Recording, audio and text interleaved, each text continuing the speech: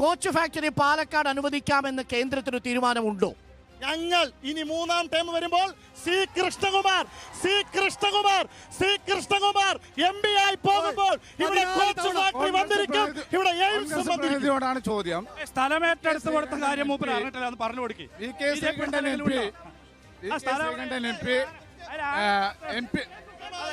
അത് വന്യമൃഗങ്ങളുടെ വിഹാര കേന്ദ്രമായി മാറി. കേക്കൂ ചോദ്യം കേക്കൂ.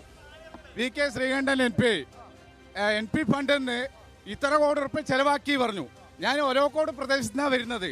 ആ ഒലവക്കോട് പ്രദേശത്ത് റെയിൽവേ സ്റ്റേഷന് മുമ്പിൽ 75 ലക്ഷം ഉൾപ്പെടെ ഒരു ബസ് സ്റ്റോപ്പ് വേണ്ടിയുണ്ട്. സാമാന്യ ബൗദ്ധിയുള്ള ഒരുത്തനും ആ ബസ് സ്റ്റോപ്പ് 1.5 ലക്ഷം റുപ്യയുടെ മേലെ വരില്ല എന്ന് സാമാന്യ ബുദ്ധിയുള്ളവരെ മനസ്സിലാക്കാൻ പറ്റും. 75 ലക്ഷം രൂപയ്ക്ക് ബസ് സ്റ്റോപ്പോ? AC ആണോ? AC ആണോ? TV പട്ടിയാകാരിക്കണേ ആളുകൾ കയറുന്നില്ല. ഒരു നിമിഷം ചേട്ടാ 75 ലക്ഷം രൂപയ്ക്ക് ആ ബസ് സ്റ്റോപ്പ് വെച്ചിട്ടുണ്ടെന്ന് നിങ്ങൾ തെളിയിച്ച ഞാൻ മൊട്ടയടിക്കാം. 75 ലക്ഷം കാണിച്ച ഞാൻ മൊട്ടയടിക്കാം. 75 ലക്ഷം ഇല്ലേ? പിന്നെ രണ്ടാമത്തെ കാര്യം ബിജെപിക്കാരോടാണ്. അമിത്ഷാ കഴിഞ്ഞ തവണ ഇലക്ഷനില് കഞ്ചിക്കോട് വന്നിട്ട് പറഞ്ഞു, അമിത്ഷാ പറഞ്ഞു ഇവിടെ കോച്ച് ഫാക്ടറി 5 വർഷത്തിനുള്ളിൽ വരും. എന്തായി ഇനി മൂന്നാം തവണ വരുന്നെന്നാ പറയുന്നേ? അതെന്താ?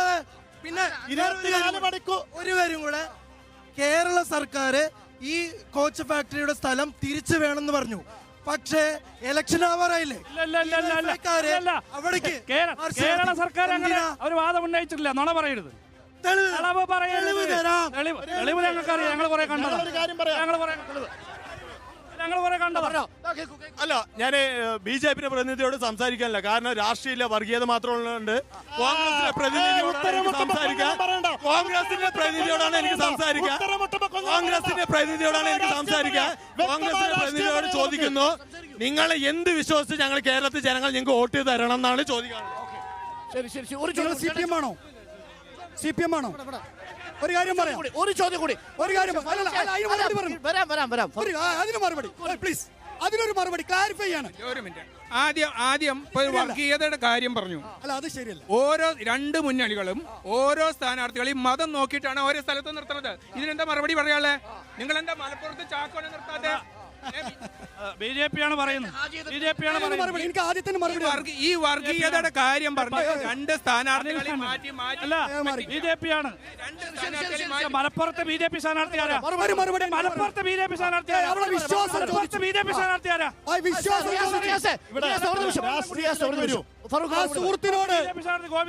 റിയാസിലേക്ക് ഞാൻ വരാം. ഒരു മിനിറ്റ്. എന്റെ പൊന്നിയേട്ടാ മൈക്കില്ലാതെ പറഞ്ഞിട്ട് കാര്യമില്ല. ചേട്ടാ കൂടെ പറഞ്ഞു. ആ സുഹൃത്തിനോട് ഒരു ചോദ്യം. ആ സുഹൃത്ത് പറഞ്ഞപ്പോ കൈയടിച്ചവരോടും അങ്ങോട്ടും ഇവിടുന്ന് 45 കിലോമീറ്റർ അപ്പുറത്ത് പോയാൽ കോയമ്പത്തൂരെത്തും. കോയമ്പത്തൂരില് CPM-ന്റെ ഒരു MP ഉണ്ട്. ആ MP സ്ഥാനാർത്ഥിയായി നിൽക്കുമ്പോ നെഞ്ചത്ത് ഒരു മനുഷ്യന്റെ ഫോട്ടോ ഉണ്ടായിരുന്നു. ആ ഫോട്ടോ ആരെന്നായിരുന്നു? ശ്രീ രാഹുൽ ഗാന്ധിയുടെ ഫോട്ടോ. വിശ്വാസം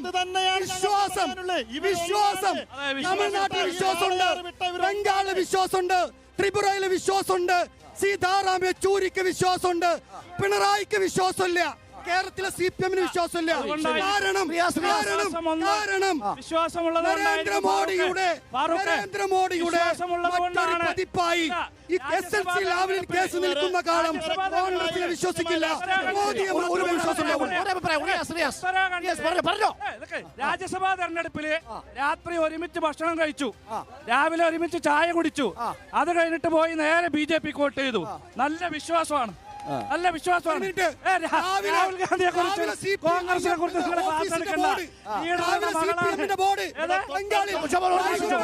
ഭാരതീയ ജനതാ പാർട്ടിയുടെ ബോർഡാണ്. ത്രിപുരയിൽ 11 MLA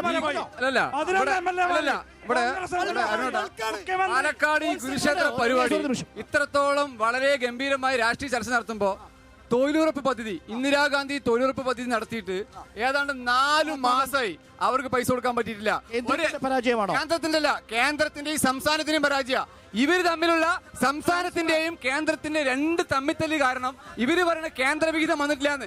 കേന്ദ്ര വിഹിതം വെറും 300 രൂപയുള്ള പെൻഷന്, അപ്പോഴും ഒരു 1300. ഞാനൊന്ന് പറയട്ടെ വിപിനെ, ഞാനൊന്ന് പറയട്ടെ, നിനക്കെന്ന് പറയണത് ഞാൻ പറയട്ടെ. അപ്പൊ 1300 രൂപ, അതായത് ഒരു മാസം കിട്ടുന്ന പൈസ സാധാരണപ്പെട്ടവർ മെഡിക്കൽ ഷോപ്പിൽ കൊടുക്കാനാ. പ്രഷറിനും ഷുഗറിനും മരുന്ന് വാങ്ങാനുള്ള പൈസ 8 മാസം 7 മാസം, ഈ മാസത്തോട് കൂടി 8 മാസം ഇവർക്ക് ഇതൊന്നും ചർച്ച ചെയ്യാനില്ല. വോട്ടിടാൻ പോകുന്ന അമ്മച്ചിക്ക് 7 മാസത്തെ പെൻഷൻ കുടിശ്ശികയുള്ളത് തീർച്ചയായും ഒന്നുകിൽ വി കെ ശ്രീകണ്ഠൻ മറുപടി പറയട്ടെ.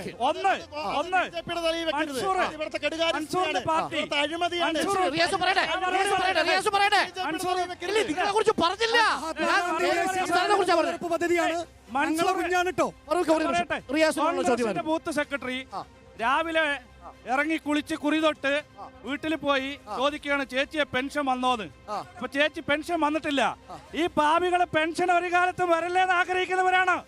ഈ പാവികളെ 18 മാസത്തെ പെൻഷൻ മുടക്കിയവരാണ്. 18 മാസം ഡൽഹിയിൽ സമരം ചെയ്തു.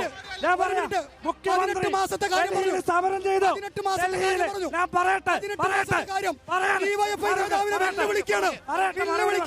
ഒന്ന് പത്തനംതിട്ട വരെ പോകണം. തോമസ് ഐസകിനെ കാണണം. അദ്ദേഹം നിയമസഭയിൽ രേഖാമൂലം പറഞ്ഞു 18 മാസം കുടിശ്ശിക ഉമ്മൻചാണ്ടി കൊടുക്കാനില്ല. 3 മാസത്തെ ഉള്ളൂ.